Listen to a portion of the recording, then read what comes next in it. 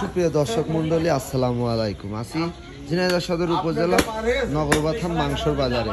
তো আজকে গোশের দাম দর জানানোর চেষ্টা করবো। আসসালামু আলাইকুম দানা। ওয়ালাইকুম আসসালাম রহমতুল্লাহ বারাকাতুহু। আজকে গোস্তর দাম কত করে কেজি? 750 টাকা। 750 টাকা কেজি। বেশি বেশি নিলে কম আছে? আছে কত করে? 10-20 টাকা তো কমিয়া যায়।